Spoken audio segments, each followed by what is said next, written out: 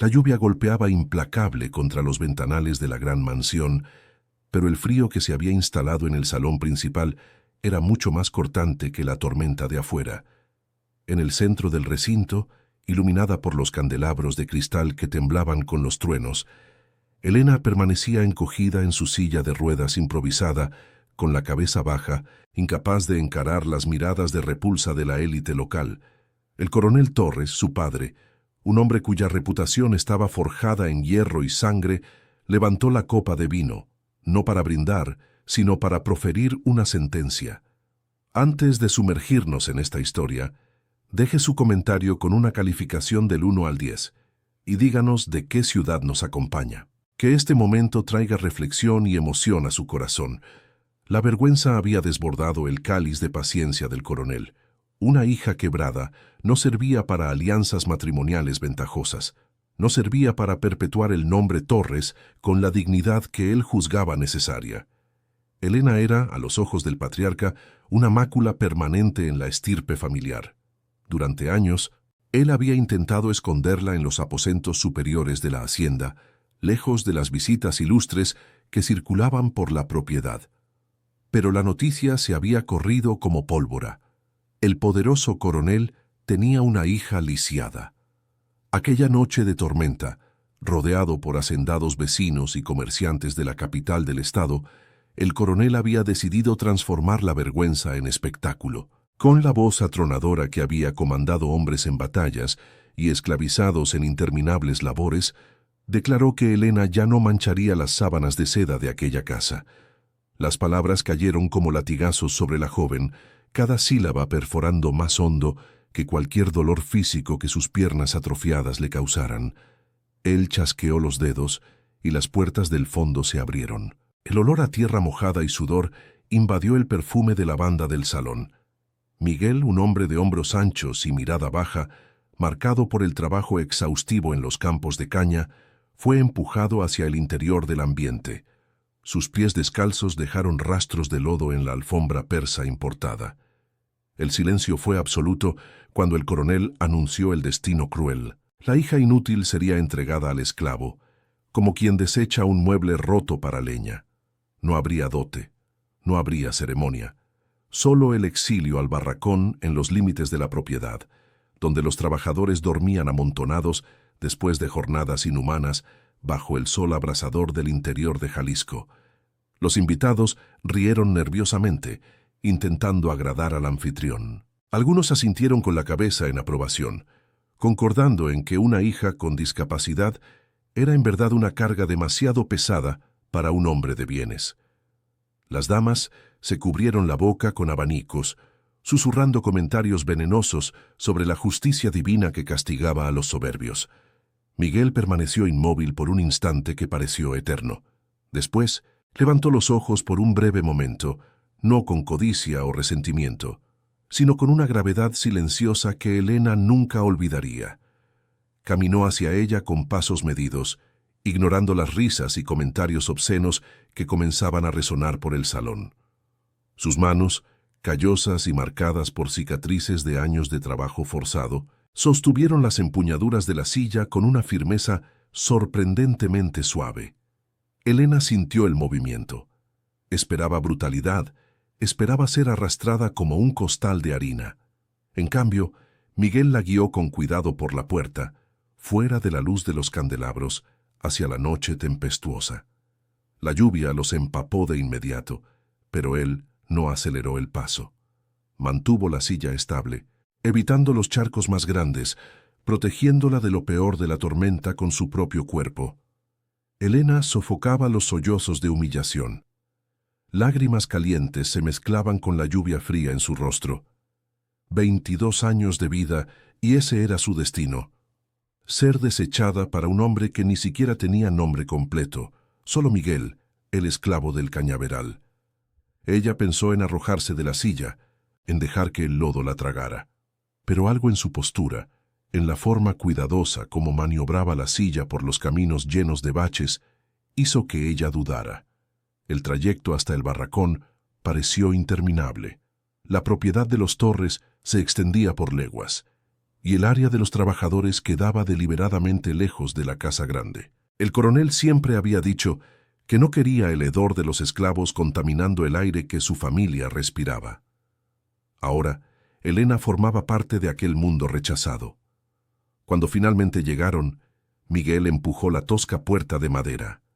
El interior era oscuro, húmedo, con olor a moho y sudor. Elena se atragantó. Aquel sería su nuevo hogar. No había cama con dosel, no había cortinas de terciopelo, no había la vista privilegiada de las montañas que ella contemplaba desde su cuarto en la mansión. Había solo un catre estrecho, unas tablas apiladas, herramientas de trabajo colgadas en la pared y una fogata apagada en el centro del ambiente precario. Miguel la colocó en un rincón relativamente seco y comenzó a trabajar en silencio. Encendió ramitas húmedas con una habilidad nacida de la necesidad, soplando hasta que las llamas prendieran. La luz anaranjada danzó en las paredes de madera cruda, revelando grietas por donde el viento silbaba. Él tomó una olla de hierro abollada, la llenó con agua de lluvia que goteaba por el techo y la colocó sobre el fuego. Elena lo observaba, tensa, esperando el momento en que él se giraría hacia ella, con las intenciones que todos en la mansión habían insinuado. Esperaba que él desquitara en ella la ira por su propia condición de servidumbre. Esperaba violencia, brutalidad, el tipo de crueldad que había oído susurrada sobre lo que los hombres hacían con las mujeres cuando no había nadie para detenerlos. Pero Miguel solo calentó el agua, mojó un trapo viejo y limpio, y se acercó despacio. Elena retrocedió instintivamente, presionando su espalda contra la áspera pared. Él se detuvo de inmediato. Levantó las manos abiertas, mostrando las palmas callosas, en un gesto universal de paz. Esperó. Y entonces, por primera vez desde que había sido empujado al salón como una pieza de ganado, habló. «Usted está a salvo aquí». Su voz era ronca, marcada por el desuso y por la fatiga crónica, pero desprovista de cualquier malicia. «Nadie va a lastimar a usted. Mientras tenga fuerzas, nadie». Las palabras eran simples, directas, pero cargaban un peso que Elena no lograba comprender completamente. Ella lo encaró buscando señales de mentira, de trampa, encontró solo cansancio y una determinación quieta que parecía tan sólida como las montañas que rodeaban la propiedad. Él dejó el trapo cerca de ella y se apartó, dándole espacio. Elena tomó el tejido tibio con manos temblorosas y se limpió el rostro, removiendo la mezcla de lluvia, lodo y lágrimas. El calor del agua era un consuelo mínimo, pero era más de lo que ella esperaba encontrar en aquel lugar de desesperación. Miguel volvió al fuego, removiendo las brasas, aparentemente absorto en la tarea. Pero Elena notó cómo él mantenía el cuerpo posicionado entre ella y la puerta, como una barrera silenciosa contra cualquier amenaza que pudiera venir del exterior. Notó cómo él se movía con economía de gestos, cada acción deliberada y eficiente, producto de una vida entera sobreviviendo con lo mínimo. La tormenta rugía afuera, haciendo estremecer el barracón. Gotas de lluvia encontraban camino a través de las tejas mal puestas, creando una sinfonía irregular de golpes contra el suelo de tierra apisonada.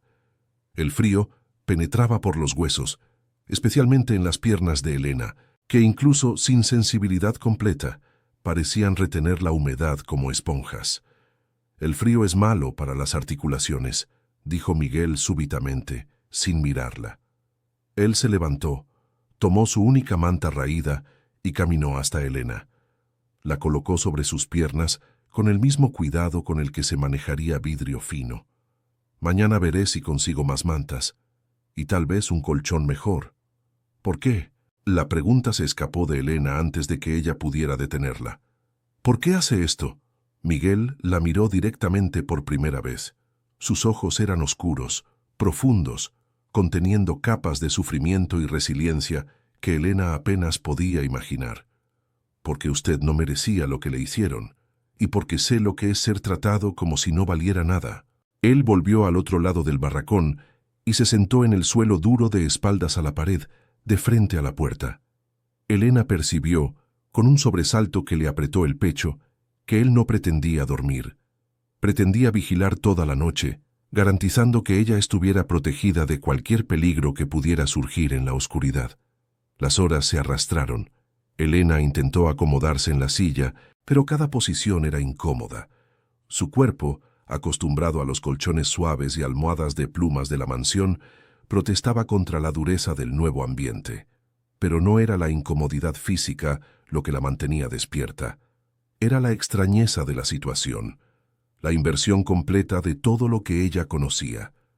Durante toda su vida, Elena había sido tratada de dos formas: con la falsa compasión de quienes fingían no notar su discapacidad mientras susurraban a sus espaldas, o con el desprecio abierto de quienes, como su padre, la veían como un error de la naturaleza. Nadie nunca la había tratado con la dignidad silenciosa que Miguel demostraba.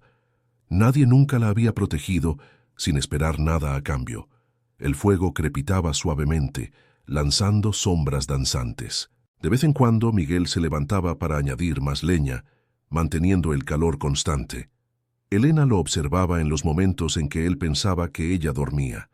Observaba la línea rígida de sus hombros, la tensión que nunca abandonaba completamente su cuerpo, incluso en momentos de descanso. Observaba las cicatrices que marcaban sus brazos, algunas antiguas y blanquecinas, otras recientes y aún rojizas. Cada marca contaba una historia de supervivencia, de latigazos por trabajar despacio, de accidentes con las herramientas pesadas, de castigos arbitrarios impuestos por mayordomos sádicos que encontraban placer en el dolor ajeno.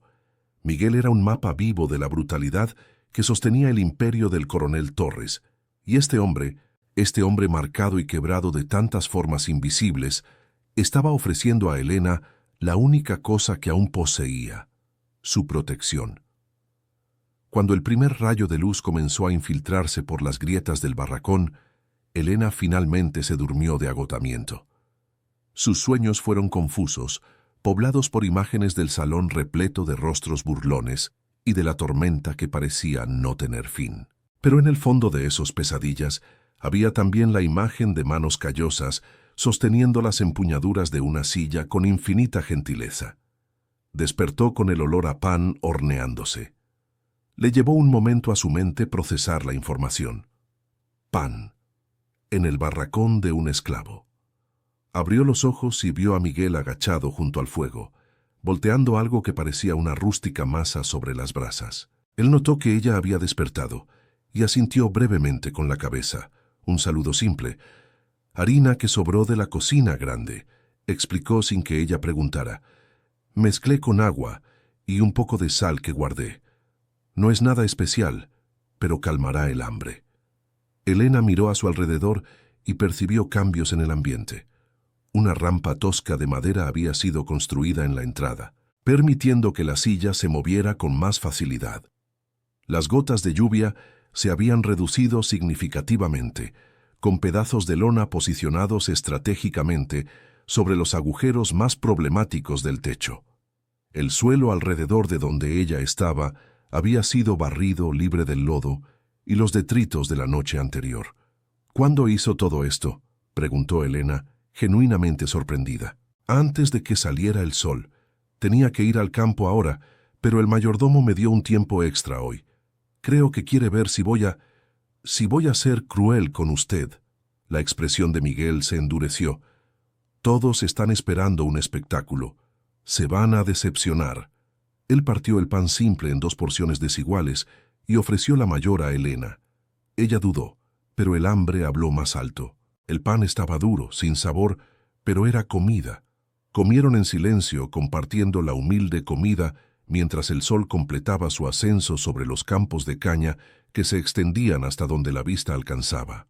Cuando Miguel se levantó para partir al trabajo del día, se detuvo en la puerta y se giró. Voy a cerrar con llave por fuera. No es para encerrarla a usted, es para protegerla. Algunos de los otros trabajadores no son buenas personas. Mejor no arriesgarse. Elena asintió, comprendiendo.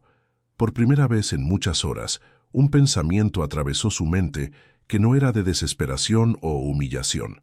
Era de curiosidad.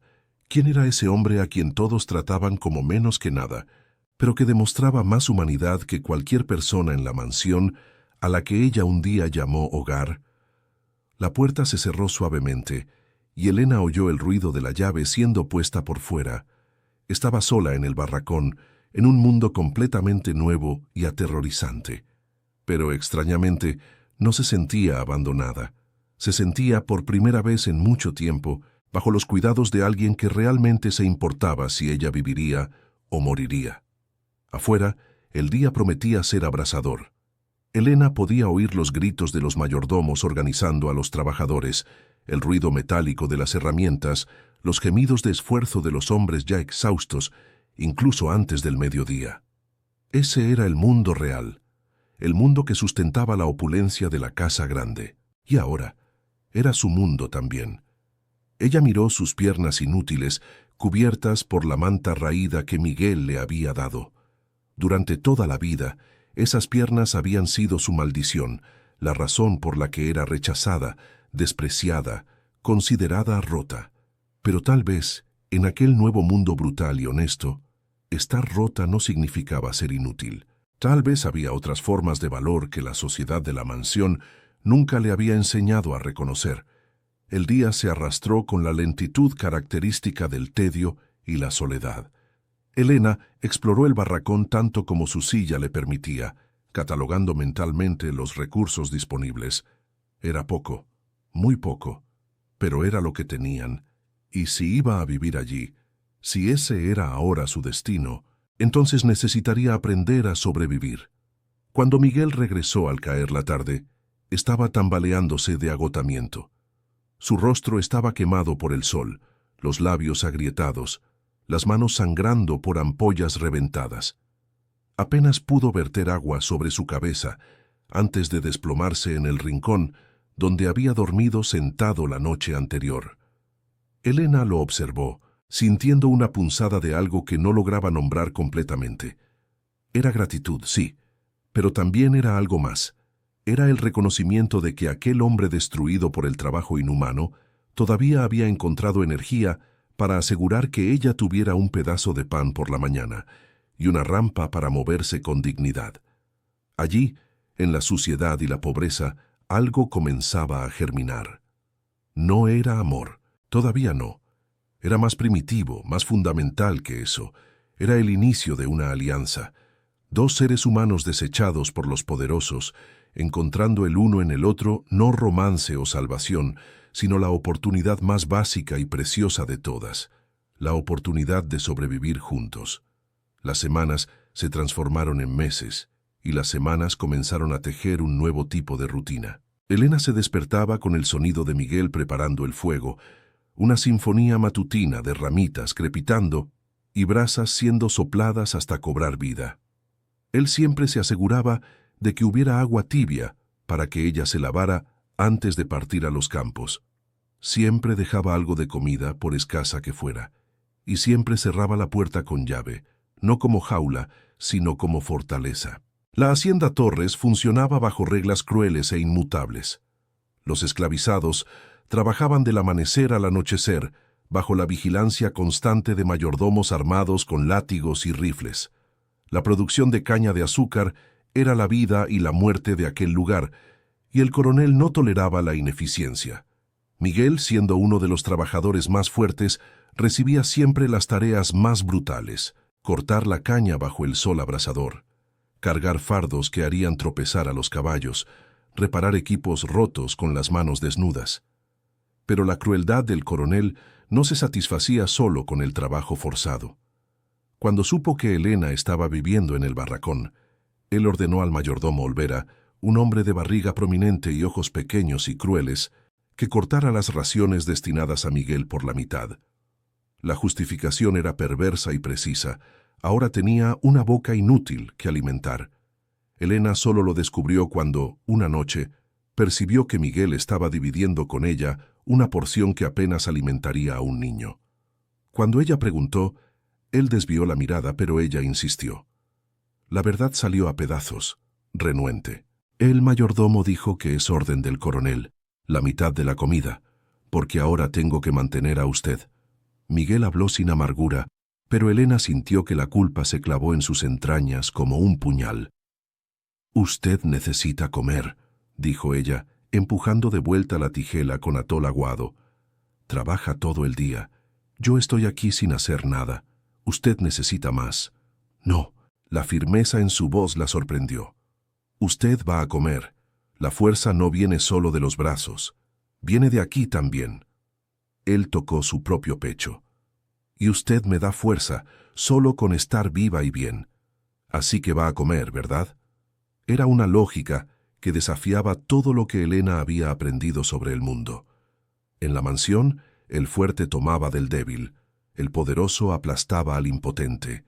Pero allí, en aquel barracón miserable, un hombre quebrado por el sistema insistía en nutrir a alguien más frágil que él, no por obligación, sino por elección. El hambre se convirtió en una presencia constante. Elena veía a Miguel adelgazar semana tras semana, las costillas haciéndose más prominentes, las mejillas más hundidas. Él volvía de los campos tambaleándose, las manos sangrando, los hombros encorvados bajo el peso del agotamiento, y aún así, siempre dividía la comida escasa con ella, siempre se aseguraba de que ella tuviera la mayor porción. La situación empeoró cuando las lluvias pararon y la sequía llegó. Los campos sedientos exigían más trabajo, más riego manual, más horas bajo un sol que parecía haberse convertido en un dios castigador. Miguel comenzó a desmayarse en el campo. El mayordomo Olvera encontraba eso hilarante, pateándolo hasta que despertara y volviera al trabajo. Elena se sentía consumida por la impotencia. Sus piernas no funcionaban. No podía trabajar en el campo, no podía buscar comida. No podía hacer nada más que asistir al hombre que la protegía destruirse poco a poco. La culpa era un veneno que corroía su alma día tras día. Fue durante uno de esos días de desesperación silenciosa que la primera visita sucedió. Elena oyó el sonido de risas agudas desde afuera, seguido por el ruido de una carroza deteniéndose. Reconoció las voces, las damas de la sociedad local, las mismas que frecuentaban los salones de la mansión para chismear y juzgar. ¿Será que ella todavía está viva?, preguntó una voz que Elena identificó como la de doña Eugenia, esposa de un comerciante rico. Dicen que el negro la usa como quiere. Escandaloso. Bien merecido se lo tiene, respondió otra voz, más joven. Siempre creyéndose superior con esos libros y esa pretensión de tener cerebro. Ahora está donde se merece, en el chiquero. Las risas fueron crueles y prolongadas. Elena se encogió en la silla, intentando volverse invisible. Pero entonces oyó algo ser arrojado contra la pared del barracón. Después otro objeto. Estaban arrojando restos de comida, cáscaras de fruta, pedazos de pan enmohecido, como si alimentaran animales en un zoológico. «Princesa del chiquero», gritó doña Eugenia, «aquí tiene su banquete real». Elena intentó apartarse de la puerta, pero la silla se atascó en una irregularidad del suelo de tierra. Ella jaló, empujó, pero las ruedas no se movían, y las risas continuaban, cada vez más altas, cada vez más crueles. La humillación era física, tangible, sofocante. Fue entonces cuando todo quedó en silencio. Elena levantó los ojos y oyó pasos pesados desde afuera. La voz de Miguel, aunque baja, cargaba una autoridad que ella nunca había oído antes. «Lárguense, ahora. Vaya, miren quién habla». Doña Eugenia intentó sonar desdeñosa, pero había un temblor en su voz. «El esclavo se atreve a dar órdenes. No estoy dando una orden, estoy avisando. Lárguense mientras puedan». El silencio que siguió era pesado, tenso. Elena imaginó a Miguel parado allí, sucio de tierra y sudor, pero con aquella presencia que ella había visto la primera noche, aquella gravedad silenciosa que exigía respeto incluso cuando no debería tener ninguno. Oyó el ruido de caballos siendo fustigados, de ruedas girando apresuradamente. Las carrozas partieron, llevándose consigo las risas nerviosas y los comentarios indignados sobre la insolencia de los esclavos en los tiempos modernos. La puerta se abrió. Miguel entró, y Elena vio que él estaba temblando, no de miedo, sino de una rabia contenida que amenazaba con explotar. Él caminó hasta ella, se arrodilló junto a la silla y liberó la rueda atascada con las manos que sangraban por un nuevo corte reciente. ¿La lastimaron? Sus ojos escudriñaron a Elena, buscando heridas. No, no físicamente. La voz de Elena salió quebrada. Miguel, usted no debió. Ellas le contarán al coronel. Usted será castigado. Que cuenten lo que quieran. Él se levantó, fue hasta la puerta y comenzó a recoger los restos de comida que las damas habían arrojado. Para horror de Elena, él comenzó a separar lo que aún era comestible. El orgullo es un lujo que no puedo pagar. Si tiraron comida la aprovecharé, pero nadie se burlará de usted mientras yo esté vivo. Elena lo observó lavar los pedazos de pan, quitar las partes enmohecidas, transformar la basura en una comida. Era humillante y digno al mismo tiempo. Humillante que tuvieran que comer sobras tiradas como a los cerdos. Digno porque él transformaba ese acto en supervivencia, en resistencia. Aquella noche, mientras comían el pan duro y las frutas medio estropeadas, algo cambió.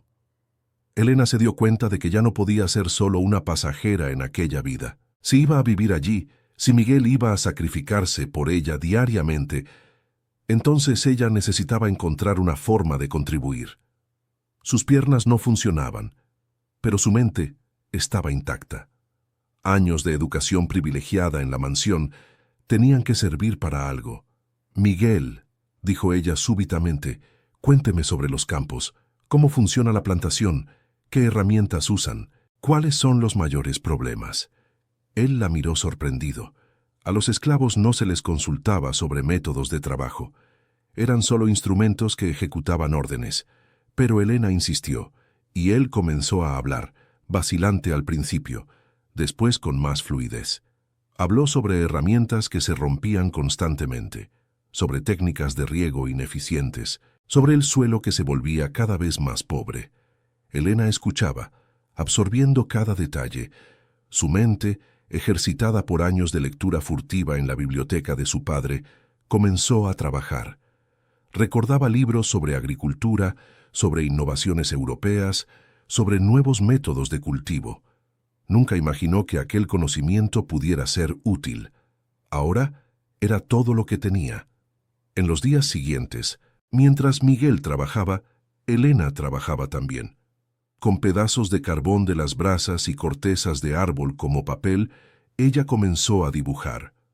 Bocetos de herramientas mejoradas, sistemas de palanca que podrían reducir el esfuerzo necesario para cargar los fardos de caña, métodos de riego que ahorrarían agua y trabajo.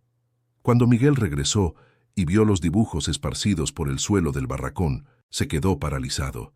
Tomó uno de los bocetos con manos temblorosas, estudiándolo con una intensidad que le hizo arder los ojos de concentración. Esto funcionaría, murmuró. Si tuviéramos suficiente madera y cuerda, podríamos hacer esta palanca. Cargaría el doble de caña con la mitad del esfuerzo. Entonces vamos a hacerlo, dijo Elena simplemente. ¿Cómo? No tenemos materiales, y aunque los tuviéramos, sería castigado por modificar las herramientas sin permiso. Entonces lo haremos en secreto, de noche, con sobras que nadie echará de menos. Así comenzó una nueva fase. Miguel traía pedazos de madera desechada, cuerda vieja, clavos oxidados. Elena los transformaba en instrumentos, siguiendo los dibujos que creaba. No eran perfectos, pero funcionaban, y funcionaban mejor que las herramientas oficiales. Miguel comenzó a usar las nuevas herramientas discretamente. Su productividad aumentó, lo que dejó al mayordomo Olvera simultáneamente satisfecho y desconfiado. Él producía más, por lo tanto, recibía menos golpes. Pero había algo diferente en él, una eficiencia que no debería existir en alguien pasando hambre. Cierta mañana, Elena se despertó con un dolor agudo en la cabeza. Intentó ignorarlo, pero el dolor solo aumentó. Fiebre. Su cuerpo, no acostumbrado a las condiciones del barracón, estaba sucumbiendo a alguna enfermedad. Ella no le dijo nada a Miguel, no quería preocuparlo.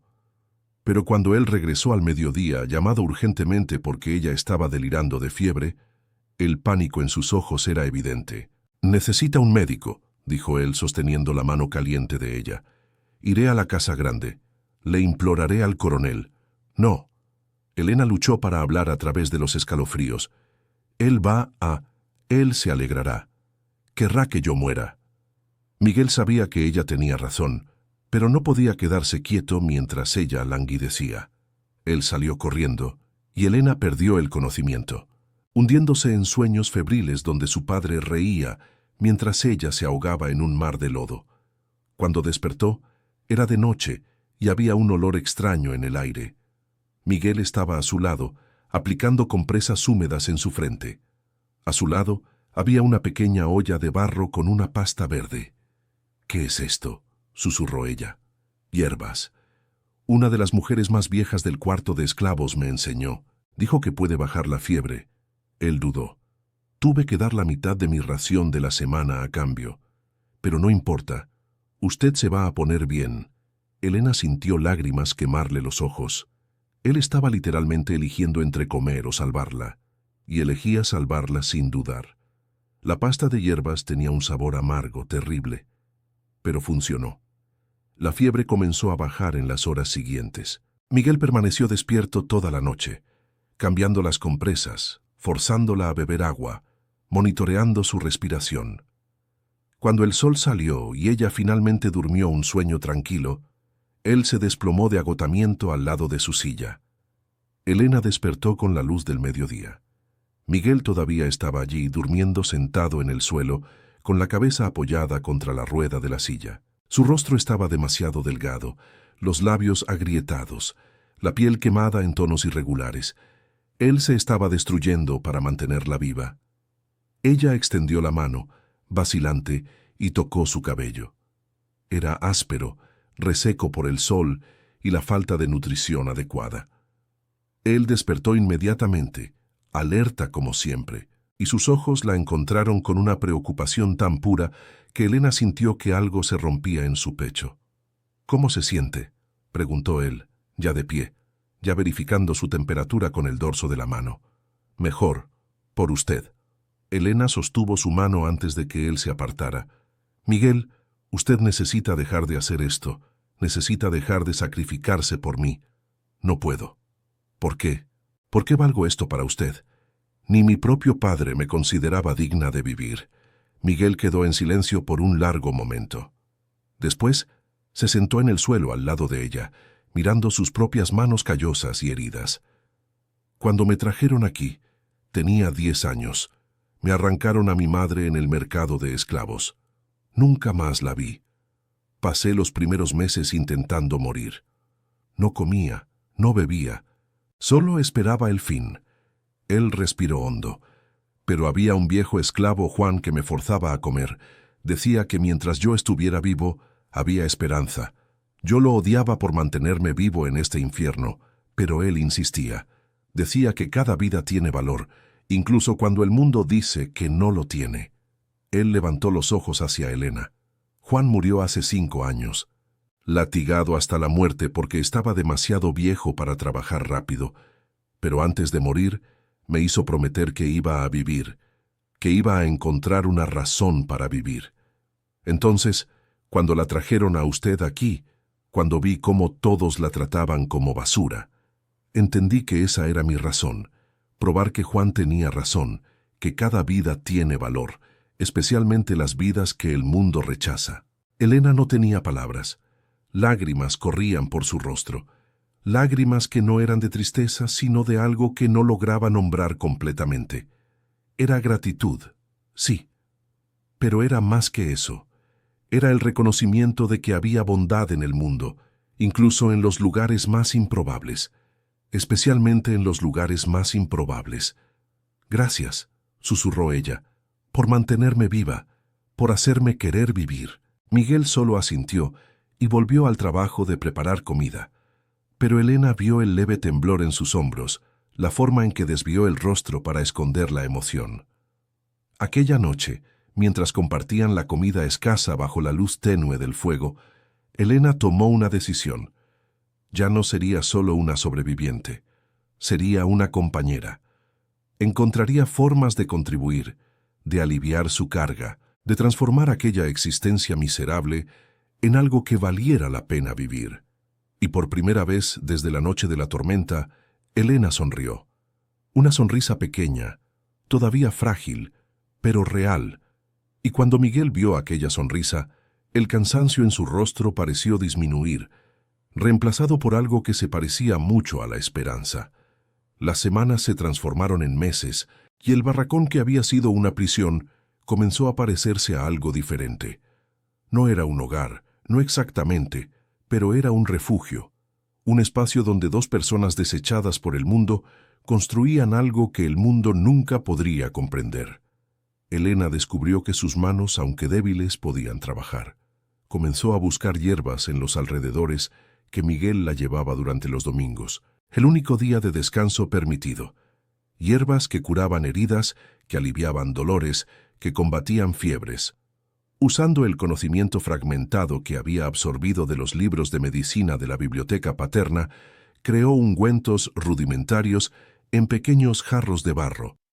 Cuando Miguel regresaba de los campos con la espalda llagada por el látigo del mayordomo Olvera, ella aplicaba las mezclas que había preparado. Las heridas que antes tardaban semanas en cicatrizar, ahora sanaban en días.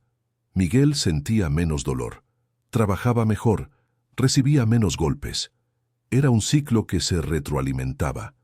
Pero la mayor transformación estaba en el propio barracón. Elena, usando poleas y cuerdas que Miguel traía, creó un sistema que le permitía moverse sin la silla dentro del espacio limitado.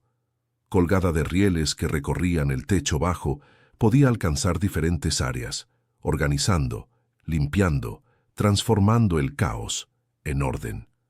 Miguel volvía del trabajo exhaustivo y encontraba no un tugurio, sino un espacio donde cada objeto tenía su lugar, donde había hierbas secándose colgadas de las vigas, donde el fuego siempre estaba encendido y el agua siempre caliente.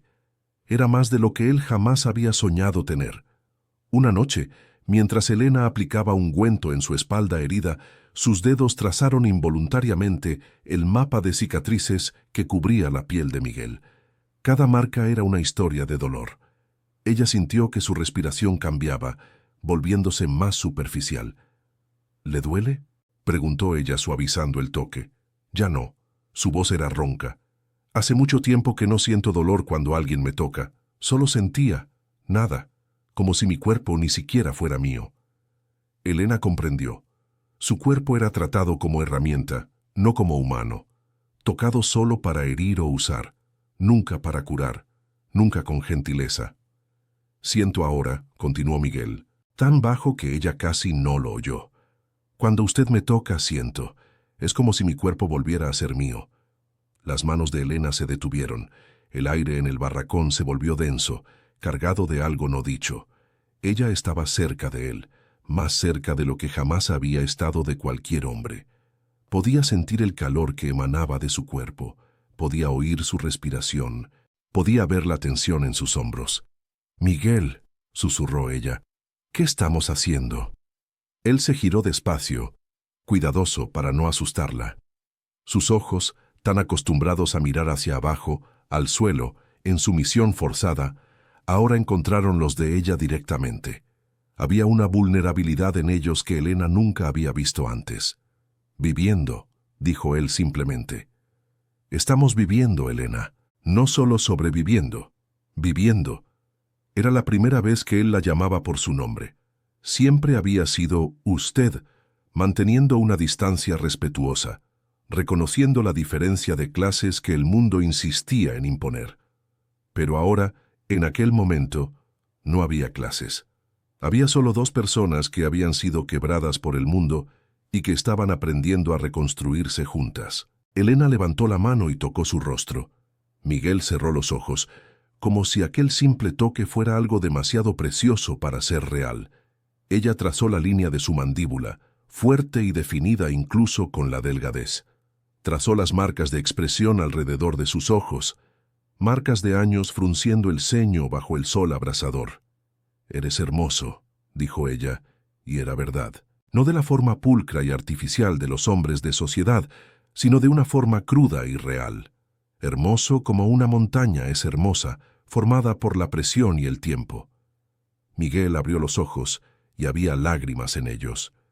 Nadie nunca dijo eso. Se besaron. No fue dramático o apasionado como en los romances que Elena había leído. Fue tímido, vacilante. Dos seres humanos aterrorizados de romper la última barrera que los separaba. Pero cuando sus labios se tocaron, algo fundamental cambió en el universo de ambos. El beso se profundizó lentamente, cada uno dándole al otro tiempo para retroceder, para cambiar de opinión. Pero ninguno de los dos retrocedió. Las manos de Miguel, siempre tan fuertes y callosas, sostuvieron el rostro de Elena con la delicadeza de quien manipula vidrio. Las manos de ella exploraron sus hombros, sintiendo la fuerza contenida allí, la vida que pulsaba a pesar de todo. Cuando se separaron, ambos estaban temblando. Miguel apoyó la frente contra la de ella, respirando hondo, intentando recomponerse. «Lo siento», murmuró. «No debí haber». «No se disculpe». Elena lo interrumpió firmemente. «Nunca se disculpe por hacerme sentir viva». Se quedaron así por un largo momento, solo existiendo en el espacio el uno del otro. Después, Miguel la cargó suavemente de vuelta al lugar donde ella dormía, ahora un colchón que él había conseguido intercambiar por horas extras de trabajo. Pero en lugar de apartarse a su propio rincón, él dudó. «Quédese», pidió Elena. «Por favor, solo. Quédese cerca». Entonces, por primera vez, Miguel durmió a su lado, no tocándola, aún respetando límites invisibles, pero lo suficientemente cerca para que ella pudiera oír su respiración, para que él pudiera despertarse rápidamente si ella necesitaba algo. Pero la paz era una ilusión frágil en aquel mundo brutal. 2 días después, el mayordomo Olvera apareció en el barracón sin avisar.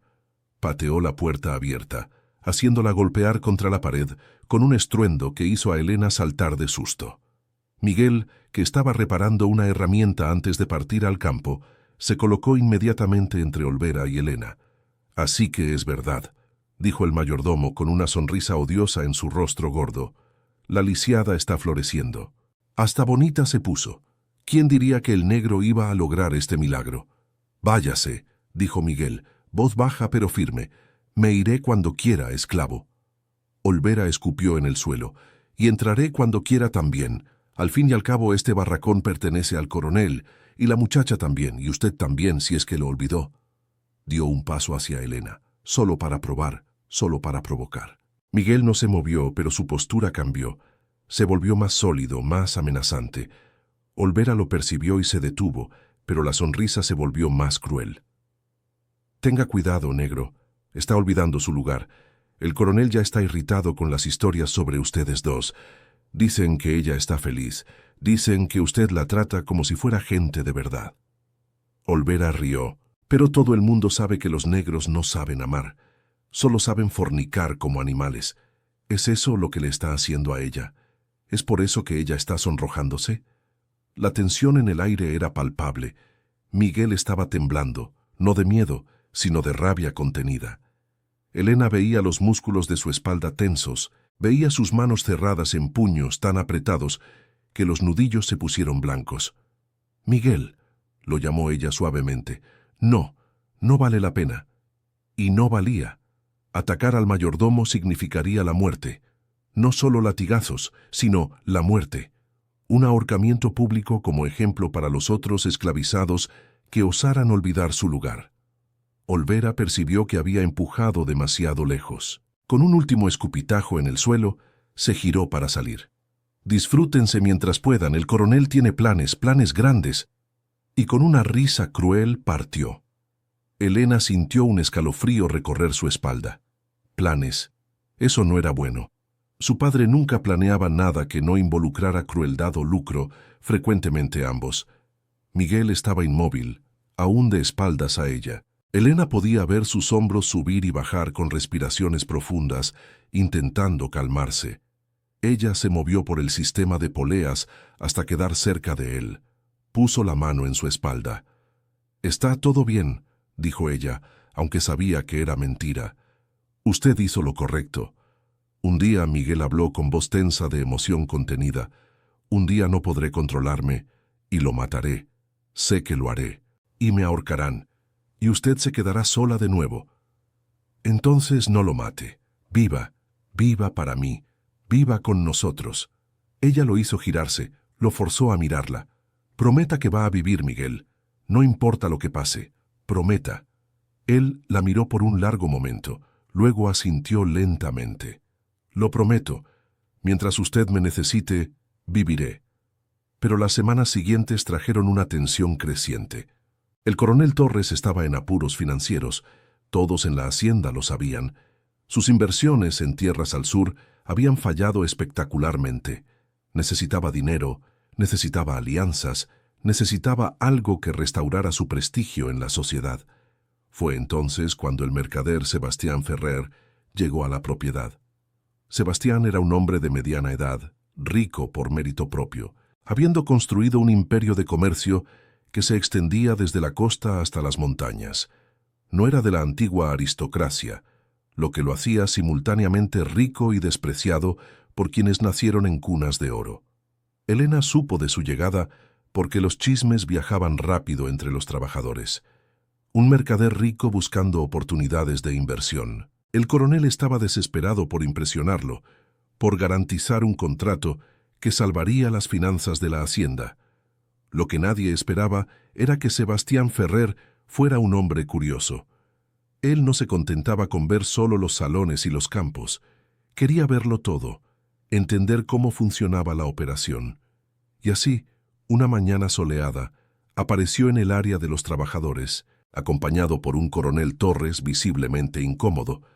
Elena estaba fuera del barracón, sentada a la sombra de un árbol, trabajando en sus dibujos.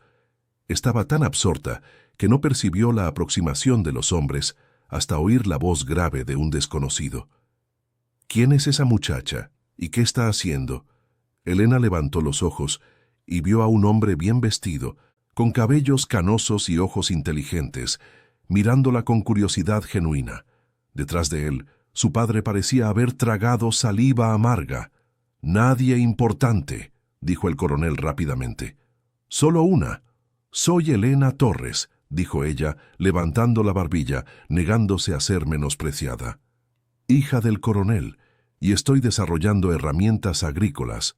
El silencio fue absoluto. El coronel se puso morado de ira, pero no podía hacer una escena frente a un inversor potencial.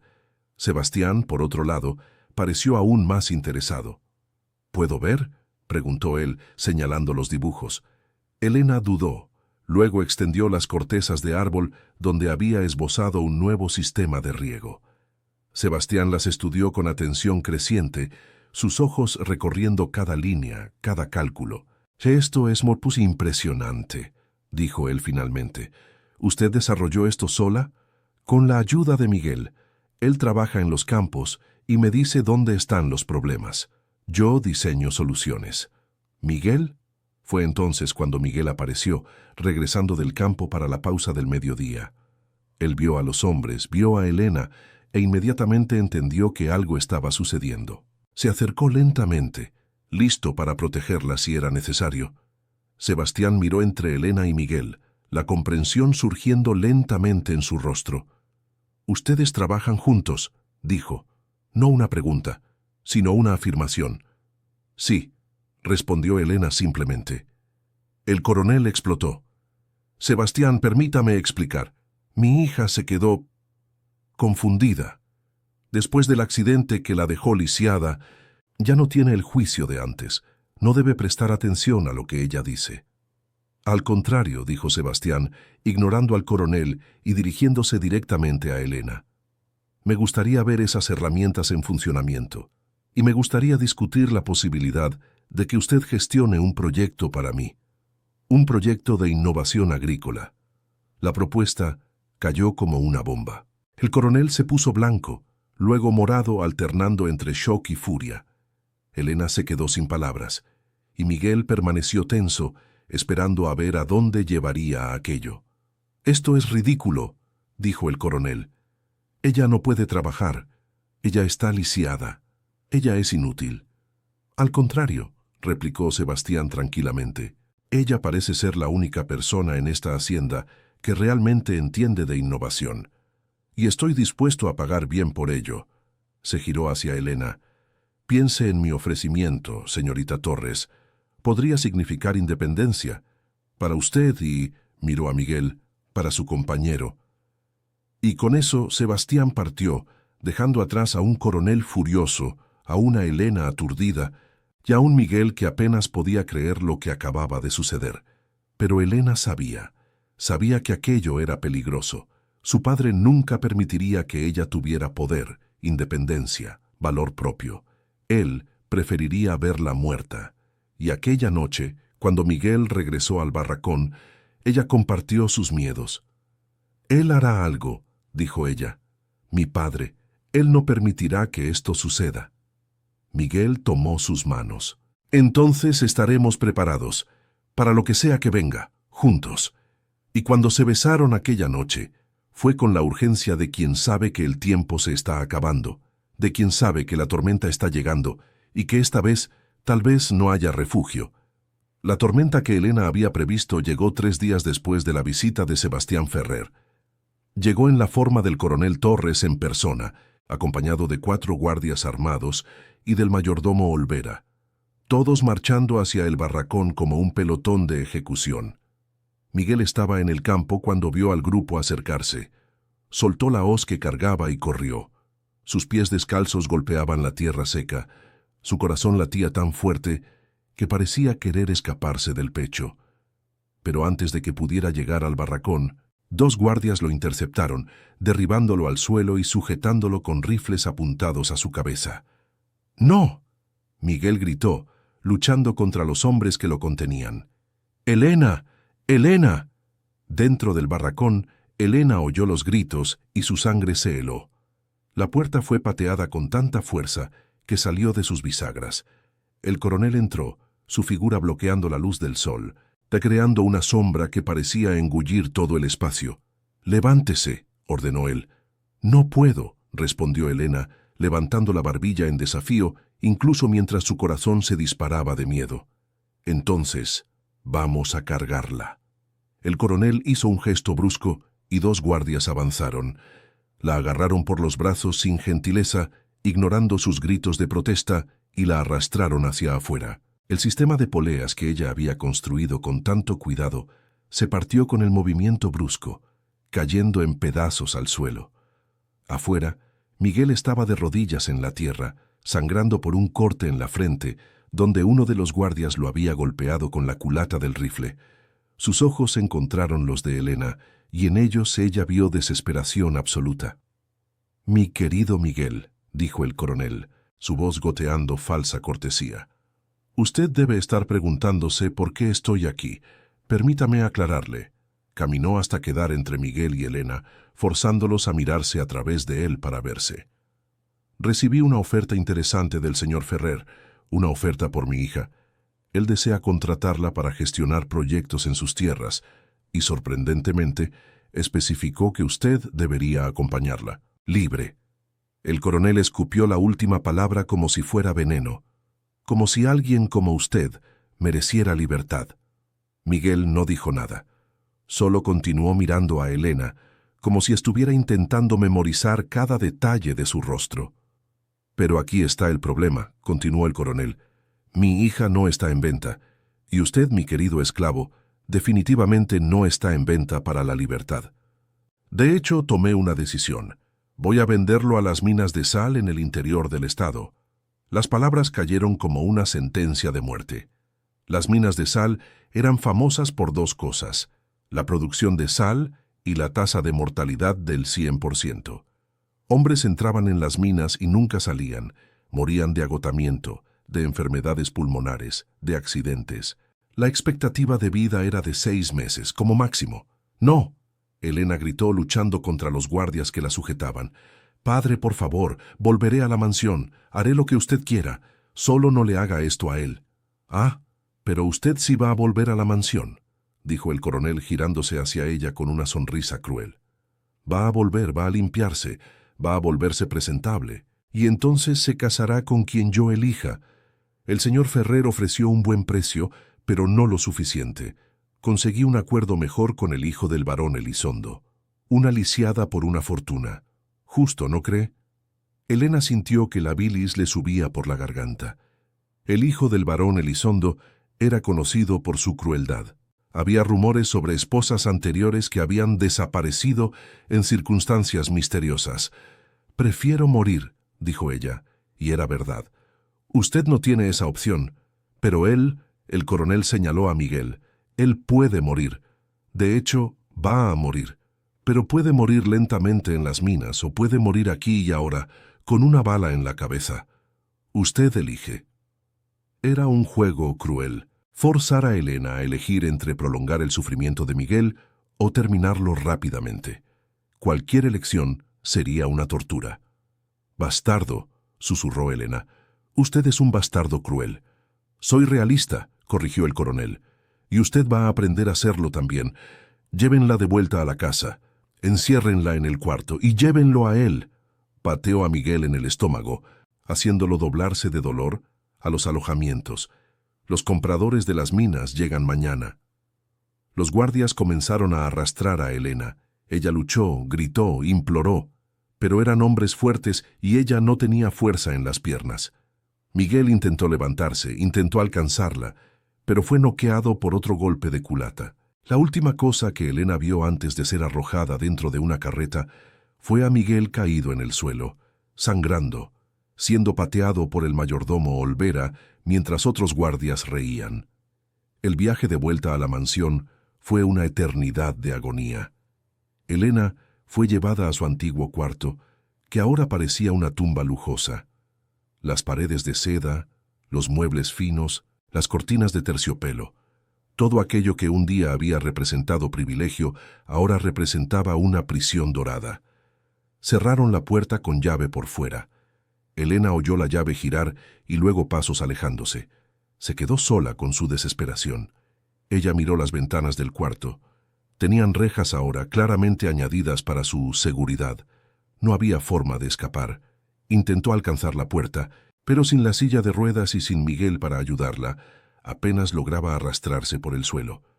La noche cayó. Nadie vino con comida o agua. Era parte del castigo, supuso Elena. Dejarla sola con su hambre y su sed y sus pensamientos sobre Miguel, siendo preparado para partir hacia una muerte segura. Pero Elena ya no era la niña asustada que había sido arrojada al barracón meses atrás. Había sobrevivido al hambre, al frío, a la humillación pública. Había aprendido a construir herramientas con las manos, a curar heridas con hierbas, a diseñar soluciones para problemas que parecían insolubles. Y si había aprendido todo eso, podía aprender a escapar. Ella exploró el cuarto metódicamente. Cada cajón, cada armario, cada rincón. En la parte trasera de un baúl de ropa antigua, encontró algo que hizo su corazón acelerar. Un conjunto de muletas que su madre, muerta cuando Elena tenía 10 años, había guardado.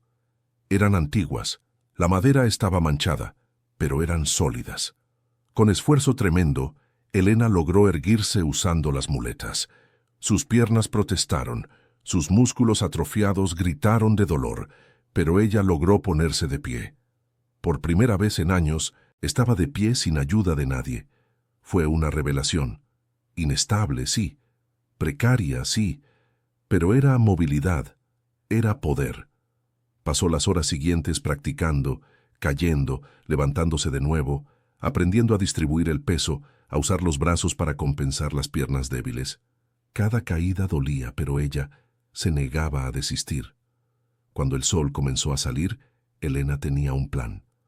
No era perfecto. Era peligroso y probablemente suicida, pero era un plan. Esperó hasta oír actividad en los pasillos. Entonces comenzó a gritar: «¡Fuego! ¡Fuego en el cuarto! ¡Ayuda!». Pasos apresurados, la llave girando en la cerradura. Una criada abriendo la puerta con expresión de pánico. Elena agarró un candelabro pesado que estaba a su alcance y lo arrojó contra la criada, no para herirla gravemente, sino lo suficiente para aturdirla. La mujer cayó con un grito ahogado. Elena se movió tan rápido como las muletas le permitían. Tomó el manojo de llaves de la criada caída y salió al pasillo. Conocía aquella casa. Había crecido allí. Sabía cada pasillo, cada escalera, cada escondite. Pero ahora con las muletas, todo era más difícil. Cada escalón era una batalla. Cada pasillo una maratón. El sudor le corría por el rostro. Sus brazos temblaban de agotamiento. Pero ella continuaba. Necesitaba llegar a los alojamientos de los esclavizados antes de que los compradores de las minas llegaran. Necesitaba encontrar a Miguel. Necesitaba. Ella ni siquiera sabía bien lo que necesitaba hacer. Solo sabía que no podía dejar que lo llevaran sin luchar. Llegó a la planta baja y casi se desmayó de alivio. Pero la casa estaba despertando. Oía voces, pasos. Se escondió detrás de una cortina pesada, conteniendo la respiración mientras los sirvientes pasaban. Cuando el camino quedó libre, ella se movió hacia la salida trasera, la que daba al área de los trabajadores. Cada segundo parecía una eternidad. Cada sonido la hacía congelarse de terror de ser descubierta. Finalmente llegó al exterior. El sol estaba saliendo completamente ahora, bañando los campos en luz dorada, y allí, en la plaza central donde los esclavizados eran reunidos, ella vio a Miguel. Él estaba encadenado a un poste junto con otros 3 hombres. Todos parecían resignados a su destino. Todos excepto Miguel, que mantenía la cabeza erguida, mirando fijamente al horizonte. Elena quiso gritar su nombre, pero se contuvo. Había guardias por todas partes. El mayordomo Olvera estaba allí, verificando las cadenas. Y a lo lejos, ella veía la aproximación de una carreta. Los compradores de las minas. No tenía tiempo. Necesitaba ayuda. Fue entonces cuando ella vio los otros trabajadores reunidos para el trabajo matutino, observando la escena con expresiones sombrías. Reconoció rostros, hombres y mujeres que Miguel había ayudado a lo largo de los años, a quienes él había dado comida cuando estaban pasando hambre, a quienes él había defendido cuando los mayordomos eran demasiado crueles. Elena tomó una decisión desesperada. Usando las muletas, caminó directamente hacia el centro de la plaza. Los guardias la vieron y quedaron paralizados de sorpresa. Nadie esperaba que la lisiada apareciera allí, de pie, usando muletas. «¡Escuchen todos!». Su voz salió más fuerte de lo que ella esperaba. «Soy Elena Torres, hija del coronel, y estoy aquí para decir la verdad». El mayordomo Olvera avanzó. «Cállese, muchacha. Guardias, llévenla de vuelta». Pero Elena continuó hablando rápido, hablando alto. «Mi padre me desechó cuando decidió que yo no valía nada. Me arrojó al barracón, esperando que yo muriera de vergüenza o desesperación. Pero Miguel», ella lo señaló, «Miguel me salvó. No solo me mantuvo viva, me hizo querer vivir». Los trabajadores estaban escuchando. Elena podía sentir su atención, podía ver algo despertando en sus ojos. Él me mostró que el valor no está en piernas que funcionan o en sangre noble. Está aquí. Ella tocó su pecho. En el corazón, en la dignidad, en la elección de ser humano, cuando el mundo quiere que seas animal. Los guardias estaban acercándose, pero ella continuó más alta, más desesperada. «Ustedes conocen a Miguel, saben qué tipo de hombre es, y ahora van a dejar que lo envíen a la muerte solo porque mi padre quiere castigar a la única persona que me trató como a un ser humano». Fue entonces cuando sucedió.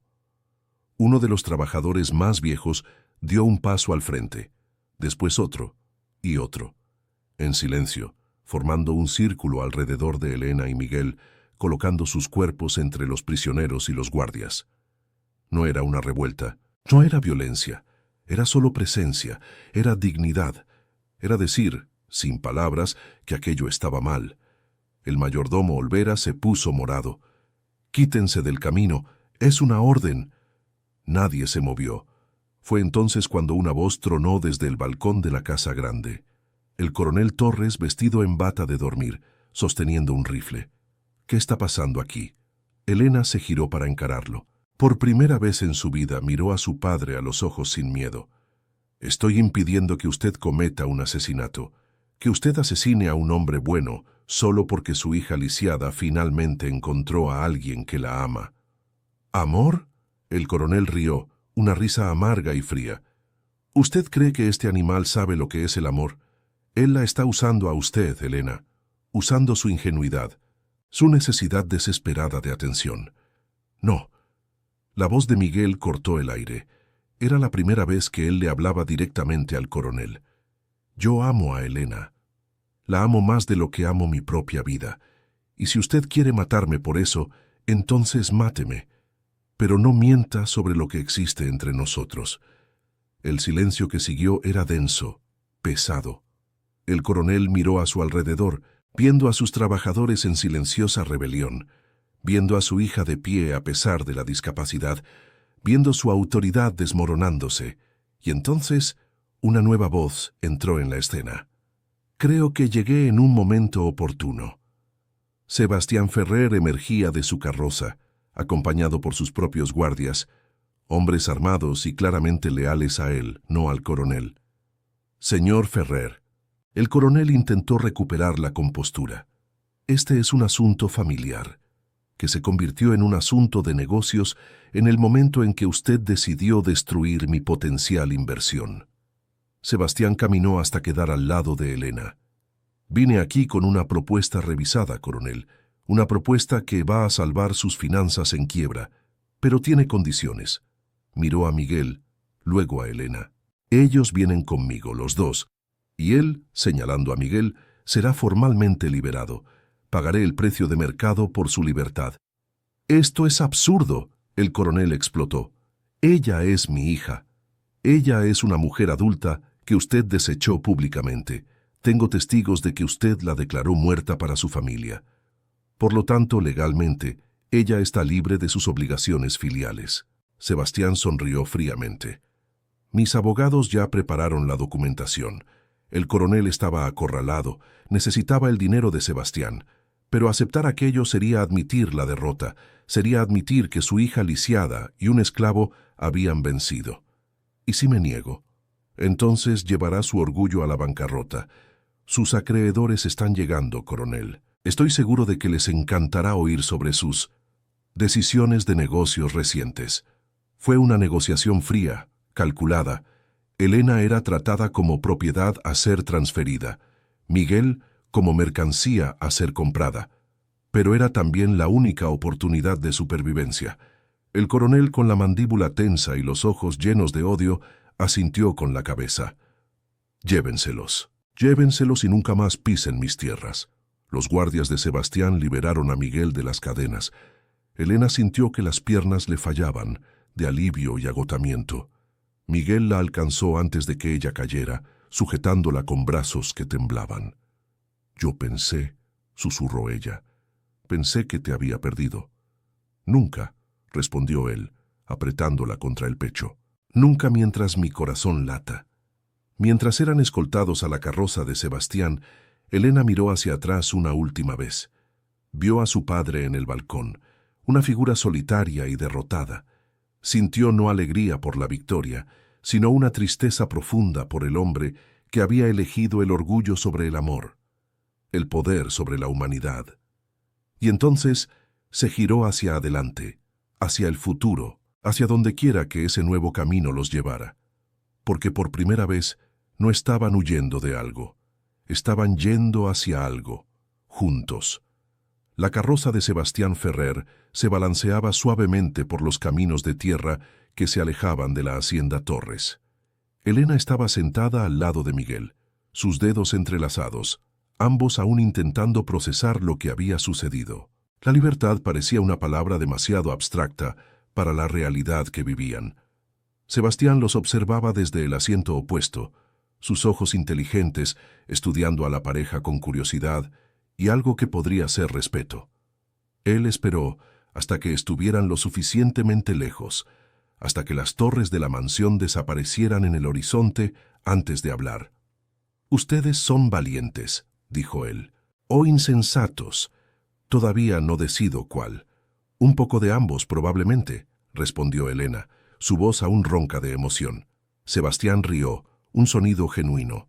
«Bien, la valentía y la insensatez suelen ir juntas, pero necesitamos discutir el futuro. La libertad de Miguel me costó una pequeña fortuna, y el acuerdo con su padre, Elena, incluye cláusulas específicas sobre empleo y productividad. Entiendo, dijo Elena enderezando la postura. Trabajaré duro. Prometo que no se arrepentirá. De eso no tengo duda. Vi sus proyectos, vi la forma en que usted transforma limitaciones en innovaciones. Sebastián se inclinó hacia adelante. Pero necesito que entiendan. El mundo de afuera no los aceptará fácilmente. Un hombre negro recién liberado y una mujer lisiada de la sociedad enfrentarán resistencia, mucha de ella. Miguel habló por primera vez desde que entraron en la carroza. Señor, con el debido respeto, hemos enfrentado resistencia toda la vida. La resistencia la conocemos bien. Sebastián asintió lentamente. Justo. Entonces, aquí está mi propuesta real. Tengo una hacienda más pequeña en el valle al norte. Es fértil, pero mal administrada. Quiero que ustedes la transformen, implementen sus sistemas, sus innovaciones, prueben que sus ideas funcionan. Si logran hacerla lucrativa en un año, yo financio una operación mayor, y ustedes tendrán participación en las ganancias. Era una oportunidad mejor que cualquier cosa que Elena hubiera podido imaginar, pero había una sombra en sus ojos que Sebastián captó inmediatamente. ¿Qué le preocupa? Mi padre, admitió Elena. Él no aceptará esto. Querrá venganza. Encontrará formas de destruirnos. Deje al coronel Torres conmigo. Tengo información sobre sus negocios que él preferiría mantener privada, e influencia suficiente para garantizar que, si él intenta algo contra ustedes, perderá mucho más que su reputación. Sebastián sonrió fríamente. Los negocios, mi querida, son siempre una cuestión de apalancamiento. Y ahora yo tengo todo el apalancamiento. El viaje duró 3 días. 3 días durante los cuales Elena y Miguel comenzaron a entender la magnitud del cambio en sus vidas. Pararon en posadas donde, por primera vez, Miguel no fue enviado a los establos. Comieron en mesas donde fueron servidos por otros, no forzados a servir. Durmieron en camas de verdad, limpias y suaves. Pero la adaptación no era fácil. Miguel se despertaba antes del amanecer, con el cuerpo programado para el trabajo esclavo. Se levantaba sobresaltado, buscando látigos y mayordomos que no estaban allí. Elena lo veía luchar contra los fantasmas de una vida entera de esclavitud, y su corazón dolía. Una noche, ella lo encontró sentado en el balcón de la posada, mirando sus propias manos bajo la luz de la luna. «No puedo creer que sean mías», dijo él cuando ella se acercó con las muletas. «Estas manos siempre pertenecieron a otra persona, al coronel, al mayordomo. Ahora son mías y no sé qué hacer con ellas». Elena se sentó al lado de él. «Va a aprender. Vamos a aprender juntos». Cuando finalmente llegaron a la hacienda de Sebastián, el sol se estaba poniendo, pintando el valle en tonos de oro y ámbar. La casa no era grande o lujosa, pero era sólida. Los campos se extendían en todas direcciones, salvajes y llenos de potencial. «Bienvenidos a su nuevo hogar», dijo Sebastián bajando de la carroza, «o a lo que puede convertirse en un hogar, si ustedes logran transformar este lugar». Los primeros días fueron de exploración y planificación. Elena estudió los campos, analizó el suelo, mapeó los recursos hídricos. Miguel trabajó al lado de los pocos trabajadores ya presentes, hombres libres, no esclavizados, aprendiendo la nueva dinámica de trabajo basada en salario y respeto mutuo. Fue durante esas primeras semanas que la verdadera extensión de los desafíos se reveló. Los trabajadores locales eran desconfiados. Veían a Elena como una mujer rica jugando a ser hacendada. Veían a Miguel como un exesclavo que no conocía su lugar. La hostilidad era sutil pero constante. Un incidente particular destacó el problema. Elena estaba presentando un proyecto de riego para un grupo de trabajadores cuando uno de ellos, un hombre grande llamado Tomás, escupió en el suelo. «No voy a aceptar órdenes de una lisiada», dijo él, lo suficientemente alto para que todos oyeran, «y mucho menos de un negro que todavía huele a cuarto de esclavos». El silencio que siguió era tenso. Elena sintió a Miguel tensarse a su lado, sintió la rabia contenida en su cuerpo, pero ella puso una mano suave en su brazo, pidiendo paciencia. Usted no necesita aceptar órdenes mías, Tomás, dijo Elena tranquilamente. Pero si se queda, va a seguir el plan. Y si el plan funciona, usted va a ganar el doble de lo que gana ahora. Sus opciones son dos: quedarse y prosperar, o irse con su orgullo intacto y su bolsa vacía. Tomás bufó, pero se quedó, no por respeto, sino por dinero, y fue suficiente. Los meses siguientes fueron de trabajo incansable. Elena rediseñó todo el sistema de riego, creando canales que distribuían agua de forma eficiente incluso durante los períodos secos. Miguel implementó las herramientas mejoradas, enseñando a los trabajadores a usarlas, demostrando en la práctica cómo el nuevo método reducía el esfuerzo y aumentaba la productividad. Lentamente, muy lentamente, la resistencia comenzó a disminuir. No desapareció, pero disminuyó. Cuando los trabajadores vieron que sus comidas mejoraban porque había más ganancias para ser divididas, cuando vieron que el trabajo era menos brutal, pero más productivo, cuando vieron que Elena y Miguel trabajaban codo a codo con ellos, sucios y exhaustos al final del día, algo cambió. Pero no era solo el trabajo lo que ocupaba a Elena y Miguel, era también la propia relación entre ellos. En el barracón, unidos por la necesidad de supervivencia, el amor había sido algo casi instintivo. Ahora, con espacio para respirar, con tiempo para pensar, ellos necesitaban decidir conscientemente lo que querían ser el uno para el otro. Una noche, después de un día particularmente exhaustivo, se sentaron en el balcón de la casa, observando las estrellas. Elena estaba masajeándose las propias piernas, que le dolían por el esfuerzo de usar las muletas todo el día. Miguel la observaba con una expresión que ella no lograba descifrar completamente. «¿Qué pasa?», preguntó ella. «Estaba pensando», dijo él, «que nunca te pregunté. Nunca pregunté si me amas o si solo me necesitabas para sobrevivir». La pregunta pendía en el aire como una cuchilla. Elena dejó de masajearse las piernas y lo miró directamente.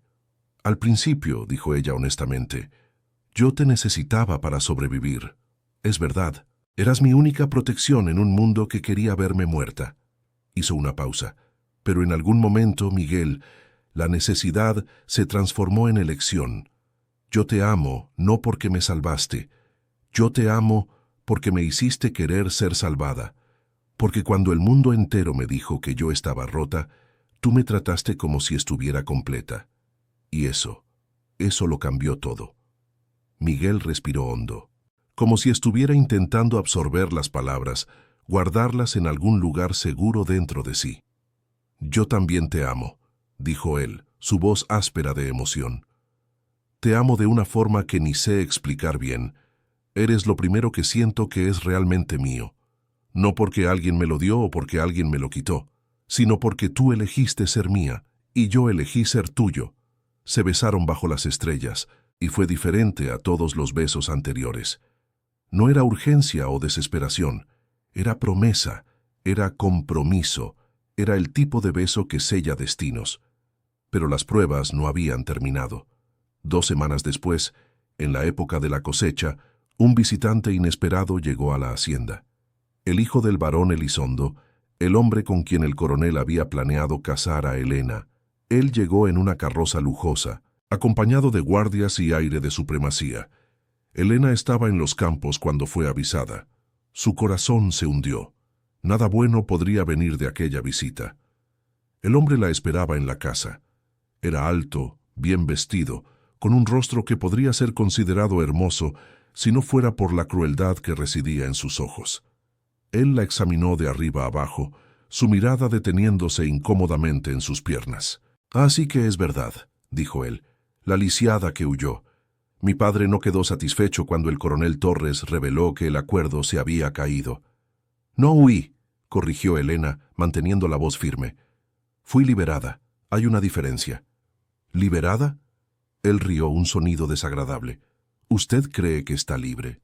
¿Usted cree que puede simplemente desaparecer y construir una vida con un esclavo como si al mundo no le importara?». Miguel apareció en la puerta, alertado por uno de los trabajadores. El hijo del barón lo vio y su labio superior se curvó en desprecio. Ah, la mascota. Oí hablar de usted. El esclavo que se cree hombre. Váyase, dijo Miguel, su voz baja pero peligrosa. Ahora, ¿o qué? ¿Me va a atacar? ¿Me va a golpear? El hijo del varón sonrió. Por favor, hágalo. Daría una excelente excusa para revocar su libertad. Los negros libres que atacan a nobles pierden todos los derechos. Usted lo sabría si supiera leer. La tensión era explosiva. Elena podía ver a Miguel temblando de rabia contenida. Podía ver a los guardias del varón con las manos en las armas, listos para cualquier movimiento. «Miguel», dijo ella firmemente. «No». Ella se movió hasta quedar entre los dos hombres, equilibrándose precariamente en las muletas. «Diga lo que vino a decir y váyase». El hijo del varón la estudió por un largo momento. «Vine a avisar. Su padre puede haber aceptado la derrota públicamente, pero está trabajando tras bambalinas. Él y mi padre hicieron un nuevo acuerdo. Van a usar influencias en la corte para revocar la libertad de Miguel. Van a alegar fraude, coacción, cualquier cosa necesaria. Y cuando lo logren, cuando él vuelva a ser propiedad, mi padre lo comprará. Y yo me aseguraré personalmente de que él sufra cada día por el resto de su corta vida». Elena sintió que la sangre se le helaba. «¿Por qué? ¿Por qué a usted le importa tanto la vida de dos personas que no significan nada para usted? Porque hombres como él necesitan aprender su lugar, y mujeres como usted necesitan aprender que hay consecuencias por la desobediencia». Él se inclinó más cerca, su voz un susurro venenoso. «Yo la habría tratado bien, ¿sabe? La mantendría en una jaula de oro. Pero usted prefirió el lodo y al negro. Así que ahora usted va a mirar mientras yo destruyo todo lo que usted ama». Él se giró para salir. Después se detuvo. «Ah, y Elena, tiene 3 meses. 3 meses hasta que los papeles sean procesados y la libertad sea revocada. Aprovéchenlos mientras puedan». Y con eso él partió, dejando atrás un silencio pesado y la promesa de destrucción. Elena y Miguel se quedaron parados por un largo momento.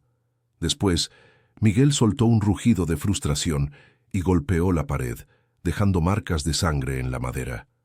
«Nunca va a terminar», dijo él, su voz quebrada. «Nunca vamos a ser realmente libres, ¿verdad? Siempre va a haber alguien intentando ponernos de nuevo en las cadenas». Elena se acercó a él, forzándolo a mirarla. «Entonces luchamos. De nuevo, siempre. Miguel, si la libertad fuera fácil, no valdría tanto. Vamos a encontrar una forma». «¿Cómo? Ellos tienen dinero, poder, influencia. ¿Nosotros qué tenemos? ¿Tierra prestada y sueños? Tenemos más que eso». Elena sostuvo su rostro entre las manos. «Nos tenemos el uno al otro. Tenemos inteligencia, tenemos valentía y tenemos 3 meses para probar que somos indispensables». Ella se giró hacia los trabajadores que se habían reunido, atraídos por la conmoción. «Ustedes oyeron. Tenemos 3 meses. 3 meses para hacer esta hacienda tan productiva, tan lucrativa, que Sebastián Ferrer tenga motivos para usar toda su influencia para protegernos. 3 meses para probar nuestro valor de forma tan innegable que hasta la corte tenga que reconocerlo». Tomás, el trabajador que inicialmente los había despreciado, dio un paso al frente. «Vamos a trabajar, día y noche si es necesario. Ustedes salvaron esta hacienda. Ahora nosotros vamos a salvarlos a ustedes». Y así comenzó la carrera contra el tiempo, una carrera donde el premio era el futuro, y la pérdida significaba la destrucción de todo lo que habían construido. Los 3 meses siguientes fueron los más intensos que Elena y Miguel jamás habían vivido. Se despertaban antes del amanecer y trabajaban hasta que la oscuridad los forzaba a parar. Cada día era una batalla contra el tiempo, contra las probabilidades, contra un sistema que insistía en definirlos como menos que humanos. La hacienda se transformó bajo sus manos. Los campos que eran salvajes se volvieron ordenados y productivos. El sistema de riego de Elena funcionaba tan bien que incluso durante la sequía más severa en décadas, sus cosechas prosperaban mientras las haciendas vecinas se marchitaban. Las herramientas de Miguel reducían el trabajo a la mitad, permitiendo que un hombre hiciera el trabajo de 3. Pero no era solo la productividad lo que cambiaba. Era la atmósfera entera de la hacienda. Los trabajadores, que antes miraban a Elena y Miguel con desconfianza, ahora los veían como líderes. Tomás, en particular, se convirtió en un aliado feroz. Él corrió la voz sobre la amenaza que pendía sobre la pareja, y los trabajadores respondieron con una lealtad que nadie podría haber previsto. «Ustedes nos tratan como a seres humanos», explicó Tomás una noche. «No como herramientas, no como animales, como a seres humanos. Y la gente protege a la gente. Pero proteger no sería suficiente contra el poder del coronel y del barón. Ellos necesitaban algo más. Necesitaban una victoria tan innegable que hasta los enemigos tuvieran que reconocerla. La oportunidad llegó en forma de una competencia agrícola regional. Propietarios de toda la provincia exhibirían sus mejores cosechas, sus innovaciones, compitiendo por contratos lucrativos con comerciantes de la capital del estado. El primer premio incluía no solo dinero, sino reconocimiento oficial del gobierno, y reconocimiento significaba protección. Elena sabía que esa era la oportunidad. Si vencían, si probaban públicamente el valor de su trabajo, tendrían el apalancamiento necesario para contraatacar las maniobras políticas de sus enemigos. «Pero yo no puedo ir», dijo Miguel cuando Elena presentó la idea. «Soy un exesclavo. No me dejarán entrar, mucho menos competir. Entonces vamos a hacer que cambien las reglas». Elena tenía aquel brillo en los ojos que Miguel había aprendido a reconocer. El brillo de alguien que había encontrado una solución para lo imposible. Le escribió a Sebastián Ferrer, explicándole la situación. Sebastián, siempre el pragmático hombre de negocios, vio la oportunidad. Si su hacienda vencía la competencia, su propia reputación crecería, y la victoria de una mujer lisiada y un hombre negro recién liberado sería una historia que resonaría por toda la provincia. Él usó su influencia para garantizar que Elena y Miguel pudieran participar. No fue fácil. Hubo protestas, peticiones, intentos de bloqueo.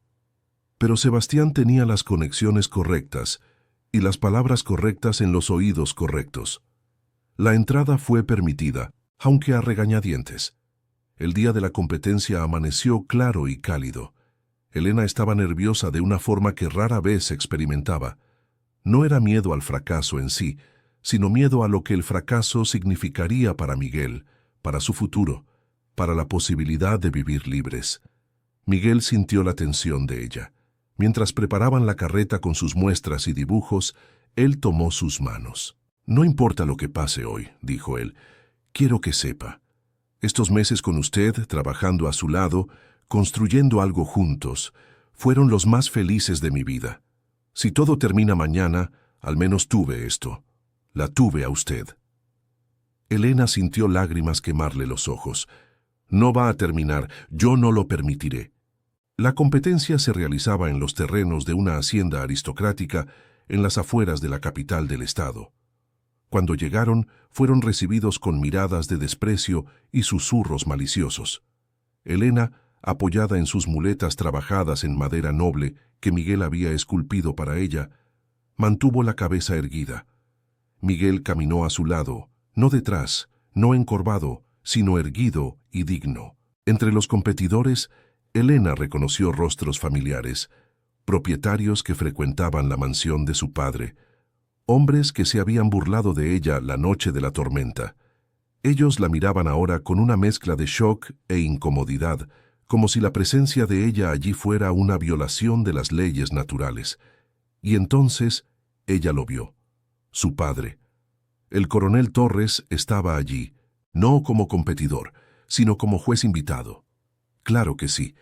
Él había orquestado aquello, garantizando que estaría presente para presenciar la humillación de ella. Pero Elena no permitiría que él viera miedo en ella. Caminó hasta el área designada y comenzó a montar su presentación. Miguel la ayudó, silencioso pero presente, sus manos firmes cuando las de ella temblaban. Uno por uno, los competidores presentaron sus ofertas. Cosechas impresionantes, ganado premiado, innovaciones modestas en técnicas agrícolas. Los jueces tomaban notas, hacían preguntas técnicas, debatían entre sí. Cuando llegó el turno de Elena, el silencio en la carpa fue absoluto. Ella se posicionó equilibrándose en las muletas y comenzó a hablar. Su voz comenzó débil, pero ganó fuerza con cada palabra. Ella explicó su sistema de riego, demostrando con diagramas detallados cómo ahorraba agua mientras maximizaba la distribución. Explicó las herramientas de Miguel, mostrando prototipos funcionales que redujeron drásticamente el esfuerzo necesario para el trabajo. Presentó números concretos: aumento de productividad del 200%, reducción de costos de trabajo en 60%, cosechas prósperas incluso durante la sequía severa. Pero lo que realmente capturó la atención fue cuando ella presentó algo nuevo, algo que había desarrollado específicamente para aquella competencia. Un sistema de rotación de cultivos integrado con compostaje que no solo mantenía el suelo saludable, sino que lo hacía progresivamente más fértil año tras año. La mayoría de las haciendas agotan la tierra, explicó ella. Exigen más y más hasta que el suelo no puede dar más. Mi sistema hace lo opuesto. Cada cosecha deja la tierra mejor de lo que estaba antes. Es agricultura sostenible. Es el futuro. Los jueces se inclinaron hacia adelante, fascinados a pesar de sí mismos. Hicieron preguntas técnicas y complicadas. Elena respondió todas, a veces consultando a Miguel, quien proporcionaba perspectivas prácticas del trabajo real en el campo. Fue durante ese intercambio que algo notable sucedió. Los jueces dejaron de mirar a Elena como una curiosidad o una aberración. Comenzaron a mirarla como una especialista, como alguien que entendía de agricultura a un nivel que ellos mismos no alcanzaban. Cuando la presentación terminó, hubo un momento de silencio. Después, uno de los jueces, no su padre, sino un hombre mayor que Elena no conocía, comenzó a aplaudir. Despacio, vacilante, otros se unieron. El coronel Torres permaneció sentado, sus labios una línea fina, sus manos firmemente apoyadas en los muslos. Pero ni siquiera él podía negar lo que todos vieron. Su hija lisiada, la que él había desechado como inútil, acababa de presentar la innovación agrícola más impresionante de la competencia. Las deliberaciones llevaron horas. Elena y Miguel esperaron afuera de la carpa de los jueces, sentados en el césped, exhaustos. Otros competidores los evitaban, excepto uno o dos que se acercaron discretamente para felicitarlos por la presentación. Q.